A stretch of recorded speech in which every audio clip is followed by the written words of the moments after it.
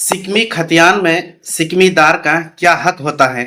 तो आपको हम पहले बता दें कि वीडियो का ये पार्ट 2 है, जिसमें हम सिकमीदार का हक क्या बनता है उसके विषय पर चर्चा करेंगे। इससे पहले हम आपको सिकमी खतियान के बारे में बता चुके हैं। तो आज के इस वीडियो में आप बिल्कुल समझेंगे। पार्ट 1 का ये दूसरा भाग है, जिसमें मोहन जो है वो सिकमीदार होगा। तो मोहन जो सिकमीदार होगा तो वो किस तरह का सिकमीदार होगा और किस टाइप के सिकमीदार को क्या अधिकार मिलता है, आज के इस वीडियो में आप जानेंगे। वीडियो को बिना स्किप किए हुए शुरू से लेकर के अंत तक अवश्य देखिएगा। अगर आप स्किप करते हैं, आपकी जो जानकारी होनी चाहिए वो मतलब जो है कम हो सकता है, इसीलिए बिना स्किप किए हुए पूरा वीडियो को देखिएगा। तो चलिए सबसे पहले हम यहाँ पे आप लोगों से बात करते हैं कि आखिर ये जो वीडियो हम बना रहे हैं ये वीडियो का पार्ट 2 है, यानी कि ये वीडियो का दूसरा भाग है, जिसमें मोहन जो है आपका सिकमीदार था। पहले वाला वीडियो में हम बता चुके थे, जो कि ला करके मोहन सिकमीदार मतलब जो है वहां पर ला करके उसमें छोड़े थे। आज उसको हम आगे करेंगे। तो देखिए दोस्तों, सिकमीदार जो है मोहन, यहाँ पे 2 कंडीशन बनता है, मुख्य रूप से 2 कंडीशन। एक होता है सिकमी दखलकार और एक होता है सिकमी गैर दखलकार खतियान। यानी कि अगर इस तरह का मामला है तो सबसे पहले आप इन मामला को बिल्कुल बारीकी के साथ आपको समझना चाहिए। तो आज के इस वीडियो में हम आपसे बात करेंगे सिकमी दखलकार, और आप लोगों को सिकमी वीडियो पार्ट 3 में सिकमी गैर दखलकार के बारे में बताएंगे। और उसके बाद मतलब वीडियो का चौथा पार्ट जो आएगा उसमें आपको हम बताएंगे कि क्या सिकमीदार जो है, यानी कि मोहन जैसे आदमी जिसके नाम से सिकमी जमीन बना है, उस जमीन का पूर्णतः मालिक होगा या नहीं होगा, क्या वो जमीन वो खरीद पाएंगे या फिर उस जमीन को वो बेच पाएंगे। इस तरह की बात हम वीडियो 4 में करेंगे। लेकिन ये वीडियो का पार्ट 2 है, जिसमें आज हम बात करने जा रहे हैं सिकमी दखलकार के बारे में। जी हाँ, इसको आप बिना स्किप के ही देखिए। और अगर ये वीडियो आप लोगों को अच्छा लगता है तो अपने दोस्तों में ज्यादा से ज्यादा शेयर करिएगा। और अधिक जानकारी के लिए आप हमारे ऑनलाइन अमीन कोर्स बाय एमडी राजिद आलम यूट्यूब पर भी जा सकते हैं। तो देखिए सबसे पहले यहाँ हम बात करते हैं आप लोगों के सामने कि ये 1 नंबर वाली है कि सिकमी दखलकार। तो अब चलिए इसमें हम लोग थोड़ा समझते हैं कि सिकमी दखलकार का जमीन पर दखल कब्जा और दखल अधिकार होता है। यानी कि जिस भी व्यक्ति के नाम से सिकमी दखल कब्जा में लिखा हुआ रहेगा, तो अब वहां पे आपको ये समझना होगा कि वो जो जमीन है उस जमीन पर ये सिकमीदार का दखल होना अनिवार्य है। लेकिन इसकी भी कुछ शर्त है कि उनके नाम से मतलब जो है खतियान खुल गया होगा या फिर खुला हुआ है। तो अब यहाँ पे आपको हम बात मतलब बता दें कि सिकमीदार का जमीन जो है मतलब जो है उसका जमीन पर कब्जा होना चाहिए या फिर दखल होना चाहिए, तब ये एक सबूत पक्की हो जाती है। वहीं पे अगर आप आगे चलेंगे तो आगे आप यहाँ पे देख रहे होंगे कि अब हम थोड़ा इसका अधिकार के बारे में आप लोगों से बात करते हैं। देखिए दोस्तों, सिकमी खतियान को लेकर के बड़ी विवाद है। आज भी कोर्ट में कई केस सिकमी खतियान को लेकर के चल रहा है।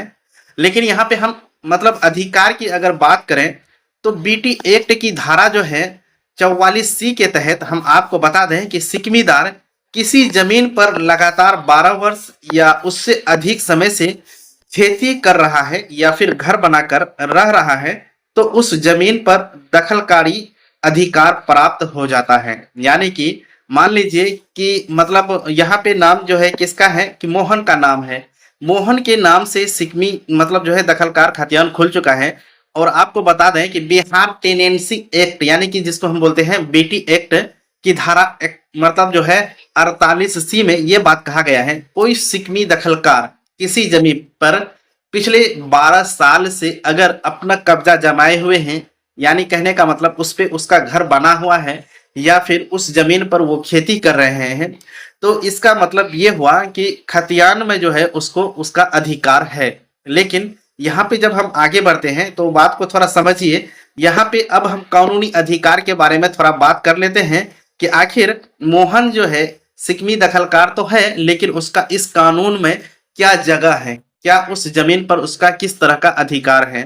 तो आप यहाँ पे देखिए, कानूनी अधिकार की अगर हम बात कर लेते हैं तो इस तरह के सिकमी अधिकारों को उत्तराधिकार के समान माना जाता है। यानी कि अगर मतलब जो है मोहन के नाम से सिकमी दखलकार बना हुआ है तो ऐसी परिस्थिति में मोहन को मतलब जो है जमीन मालिक उस जमीन से नहीं हटा सकता है, क्योंकि इसका जो है मतलब महत्व, इसकी जो मान्यता है यानी कि इसका जो अधिकार है वो आपको बता दें कि उत्तराधिकार के समान है। और यहाँ पे अगर देखिए आप, दादा या फिर पिता की मृत्यु के बाद उनके बच्चों को यह अधिकार मिल जाता है। इस तरह का खतियान अगर है तो उसमें उसके वंशज का अधिकार प्राप्त हो जाता है। और इसी खतियान में आप देखे होंगे एक जगह लिखा हुआ रहता है माकान मैं सेहन, माकान मैं सहन। जी हाँ दोस्तों, ये बहुत ही महत्वपूर्ण चीज है जो कि इस बात को दर्शाता है कि अगर इस तरह की जमीन है तो जमीन मालिक भी इस मतलब जो है व्यक्ति को उस जमीन से नहीं हटा सकता है। और आपको यहाँ पे हम बता दें कि अगर जिनके नाम से सिकमी खतियान बन गया है और वो व्यक्ति जीवित नहीं है और वो मर गया है, तो अब वो जो जमीन है उनके वंशज का होगा। लेकिन सबसे इंपॉर्टेंट बात आपको ये ध्यान में रखना होगा, जो कि यहाँ पे आप देखेंगे कि हम नोट में लिख करके रखे हैं आप लोगों को समझाने के लिए, कि जमीन पर उनका लगातार दखल कब्जा बना हुआ रहना चाहिए। मान लीजिए कि मेरे नाम से मकान में सहन वाला खतियान बन चुका है और जो जमीन का मतलब मेरे नाम से सिकमी खतियान बना है उस जमीन पर मेरा घर बना हुआ है, तो ठीक है वो जमीन मेरा है। लेकिन आपको बता दें कि अगर उस जमीन को छोड़ करके हम कहीं चले जाते हैं, मालिक अगर उस पर आकर के कब्जा कर लेता है, तो ऐसी परिस्थिति में दोस्तों आपको बहुत दिक्कत हो जाती है, क्योंकि आप उस जमीन पर दोबारा अपना अधिकार नहीं जमा पाएंगे। क्योंकि मालिक के पास उस जमीन का रसीद होता है, उस जमीन का पूरा मतलब जो है पक्की सबूत होती है, और आपके पास जो जमीन होता है वो आप उसको कायमी नहीं करवाते हैं। कहने का मतलब कि आप जो है सीईओ के मतलब जो है यहाँ आवेदन दे करके उस जमीन को आप अपने नाम से ट्रांसफर नहीं करवा लेते हैं, यानी कि उसका लगान रसीद आप नहीं कटवाते हैं। इसी तरह की बहुत कानूनी प्रक्रिया होती है जो आपको समझना जरूरी है। तो आज के इस वीडियो में आप समझ गए होंगे कि मकान में सहन वाली अगर खतियान है तो आपको किस तरह का अधिकार मिलता है। अगर आपके पास भी इस तरह का खतियान है तो आप हमें कमेंट करके अपनी राय बता सकते हैं, और जाकर के मैं उनको मतलब जो है अपनी भाषा में, सरल भाषा में आप लोगों के साथ प्रस्तुत कर पाऊंगा। और आपको हम बता दें कि आपका जो नेक्स्ट वीडियो आने वाला है दोस्तों, वो बहुत ही महत्वपूर्ण वीडियो होने वाला है, जिसमें आप सिकमी गैर दखलकार के बारे में समझेंगे। और आपको यहाँ समझना होगा कि ये सिकमी दखलकार जो है ना दोस्तों, इसी को हम लोग 7/20 मतलब सिकमी मतलब के नाम से जानते हैं। ये 7/20 का मतलब होता है कि मतलब जो जमीन आपके नाम से सिकमी बना है उसमें लगान भी यानी कि रेंट भी दिया हुआ होगा। तो उसका मतलब ये हुआ कि जितना आपका खतियान में सिकमी खतियान में लगान बांधा हुआ है, उतना आपको मतलब जो है इस जमीन का ओरिजिनल मालिक जो है उसको चुकाना होगा। अगर आप ये समझ गए होंगे तो हम उम्मीद करेंगे कि आप हमारा जो है आने वाला नेक्स्ट वीडियो को देखने के लिए उत्साहित होंगे, क्योंकि उसमें बहुत ही महत्वपूर्ण है जानकारी है। और हम आपको बता दें कि वीडियो का थर्ड पार्ट भी बहुत ही इंपॉर्टेंट है, क्योंकि सिकमी खतियान को लेकर के आज समाज में ही नहीं बल्कि कोर्ट में बहुत ज्यादा मामला देखने के लिए मिलता है। तो चलिए आज का वीडियो हम यहीं पर समाप्त करते हैं। मिलते हैं एक नया वीडियो में एक नई जानकारी के साथ। तब तक के लिए जय हिंद।